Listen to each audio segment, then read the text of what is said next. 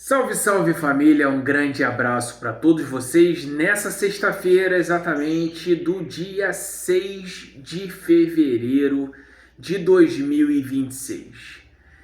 Temos muito assunto para falar.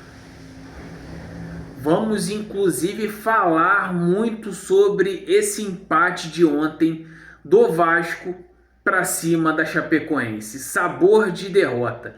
Exatamente é o reflexo que hoje o Vasco proporciona para o seu torcedor. O Vasco tinha tudo para espantar essa má fase, vencer um adversário que veio retrancado o tempo inteiro, mas contrataram um centroavante que perde gol. Antigamente nós tínhamos o poste Raul, que era o Pedro Raul que perdia um caminhão de gol. Hoje nós temos o Perde Brenner, simplesmente um centroavante aí que perdeu inúmeros gols que isso deu para a não vitória do Vasco. Vamos falar também sobre a questão do desempenho em declínio de muitos jogadores que eram contestáveis por boa parte da torcida. Em falar até mesmo sobre o zagueiro Carlos Cuesta, que caiu muito de rendimento. E vamos falar sobre o trabalho do Fernando Diniz.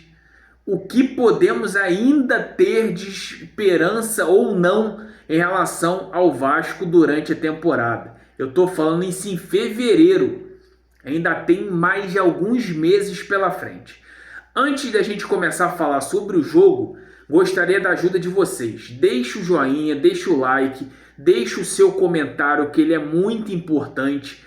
Hype esse vídeo, tem uma opção ali do lado dos comentários, só você deslizar para o lado, é de graça, você hype o vídeo se você estiver assistindo pelo telefone celular, e também compartilhe se você participa de grupos de WhatsApp e muito mais. Faça com que esse vídeo seja alcançado para mais e mais vascaínos. Vamos lá, galera, o Vasco tinha tudo para espantar a má fase. Um adversário que veio da segunda divisão, um adversário que venceu na sua primeira rodada em casa o Santos de praticamente goleada. Então o Vasco estava jogando o seu fator, inclusive choveu e choveu muito em São Januário. Isso atrapalhou o andamento do jogo? Não. Pode ter atrapalhado em relação à questão de ter um público maior? Talvez. Mas o Vasco precisava urgentemente garantir os 3 pontos para que nesse início de Campeonato Brasileiro pudesse ter uma gordura até a parada do meio do ano da Copa do Mundo. E parece que o Vasco está levando no Brasileiro na sacanagem. É inadmissível como tem alguns jogadores que não têm compromisso com a camisa do Vasco. Parece que simplesmente o cara veste aquilo ali como se fosse uma camisa normal, como se fosse algo que ele usasse no dia a dia. E você vê um declínio muito grande, técnico e de físico, de alguns jogadores.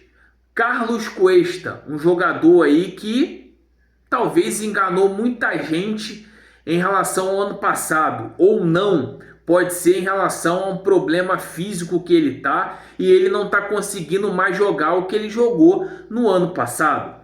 Robert Renan, eu já havia comentado aqui que para mim, na minha opinião, é um jogador comum, é um jogador fraco. E está mostrando a cada dia que passa que é um jogador que até os passes que o Diniz falava que era muito bom, inclusive comparando o Robert Renan com o Sérgio Ramos, está em declínio. O Piton, dentro das possibilidades, o Piton e o Puma foram os melhores, para vocês terem noção. O Puma principalmente. Eu acho que o Vasco deveria colocar o Puma como centroavante. O Puma conseguiu fazer o que o Brenner, durante toda a sua passagem do jogo, não conseguiu fazer. E aí você vem o Barros, outro jogador que jogou muito bem na temporada passada, tem um declínio enorme. Parece que o Barros esqueceu o futebol nas férias. Não joga mais. Thiago Mendes, aquela nota básica. Coutinho, dentro da sua devida proporção limitada fisicamente, conseguiu jogar bem algumas oportunidades. Andrés Gomes, mais uma vez, o melhor da partida disparado. É um cara que vai lá na linha defensiva tomar bola de atacante, é um cara que procura o jogo, é um cara que sai correndo para tudo que é lado. Realmente é um cara que tem muita disposição. Pena que o restante do time falta muito ainda para chegar no Andrés Gomes. O Nuno Moreira é aquilo. Eu já começava a pensar em colocar o Nuno Moreira no segundo tempo. Talvez o Nuno Moreira mais saudável, talvez ajudaria mais. Inclusive o Nuno Moreira fazendo uma função diferente. Talvez substituindo o próprio Coutinho. E não o que o Diniz está pensando em colocar o Rojas como nessa posição. O Rojas joga pelos lados. Ele não é o meia. E começava a dar oportunidade para o Marino Hinestrosa, que não quer ser chamado de Hinestrosa, quer ser chamado de Marino. Já está na hora desse cidadão aí começar a entrar como titular. Até mesmo para a gente ter força física também no lado direito, porque o Nuno Moreira se arrasta mais e mais e mais fisicamente. E o Brenner, para mim, o baranga da partida, o bagre da partida. Como é que um cara que custa mais de 50 milhões de reais, que não veio barato para o Vasco, financeiramente salarial, perde um gol incrível sozinho no primeiro tempo? Você não pode perder uma oportunidade daquela. Talvez se o Vasco abre o placar naquele lance, talvez o Vasco não tinha nem perdido o jogo. Porque a Chapecoense tinha a estratégia de se empatar o jogo. E conseguiu. No primeiro tempo, suportou o que tinha que suportar. Não chegou ao ataque e mesmo quando chegou no segundo tempo, deu susto. Por quê? Porque a linha defensiva do Vasco, ela é muito fragilizada. Isso muito também por conta do trabalho do técnico Fernando Diniz. E aí a gente vai entrar agora no trabalho do Fernando Diniz, que é péssimo, é horroroso. E ele não reconhece isso nas entrevistas coletivas. E ninguém pergunta, ninguém questiona o trabalho do técnico Fernando Diniz. Isso que é pior. Existem jornalistas lá que não questionam o desempenho do técnico. Se fosse o Carille, com os números que o Diniz tem, o Carille já teria sido mandado embora há muito tempo. O Diniz, com essa cisma de abrir os zagueiros para serem laterais, teve momentos que os dois volantes eram os zagueiros. E aí eu te pergunto, quem ajuda o Coutinho na armação? Se o Thiago Mendes e o Barros são os dois meios de campo que tem que ajudar o Coutinho a chegar ao ataque, eles estão na linha defensiva como zagueiro. Então, o trabalho do Fernando Diniz é péssimo.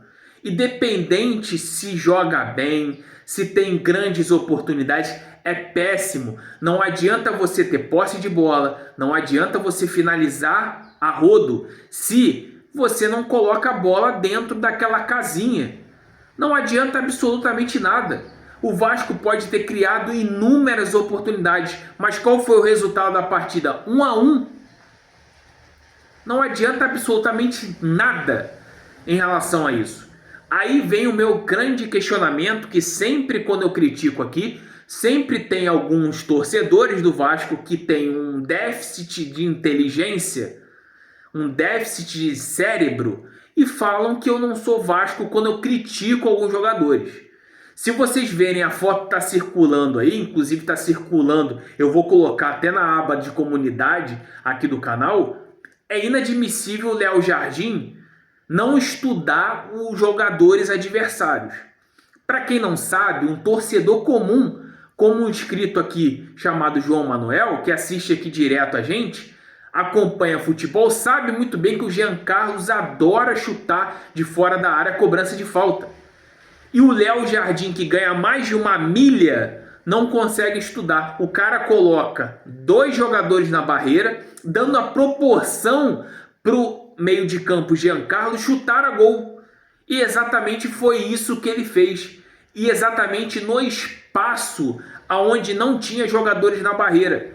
Por quê? Porque é responsabilidade de um goleiro que quis se valorizar com a camisa do Vasco, que quis ganhar muito, não consegue fazer isso. Então, para você ver que o Vasco tem jogadores caros, mas ao mesmo tempo nada produz dentro de campo. É a mesma coisa de você ter um alto salário, mas você torra tudo durante os 30 dias e quando você for ver, você está gastando muito a mais do que você ganha. É inadmissível como a diretoria do Vasco não enxerga isso. E é por isso que eu sempre vou martelar aqui que é o grande responsável por você, torcedor, não ter alegria, se chama Felipe e Pedrinho. Esses dois são responsáveis pelo futebol. Esses dois são culpados por não te dar a alegria de uma vitória contra a Chapecoense, de não te dar uma vitória contra o Poçante Madureira e também não te dar uma grande vitória para cima do Nova Iguaçu, que nós estamos 3 anos praticamente seguidos sem vencer o Nova Iguaçu. Isso é uma vergonha. Deixe aqui o seu comentário sobre tudo que a gente comentou e a sua indignação, que ela é muito importante. Deixe o like, se inscreve no canal, ativa o sino de notificações e compartilhe e muito esse vídeo. Um grande abraço a todos vocês, fique com Deus, uma ótima sexta-feira.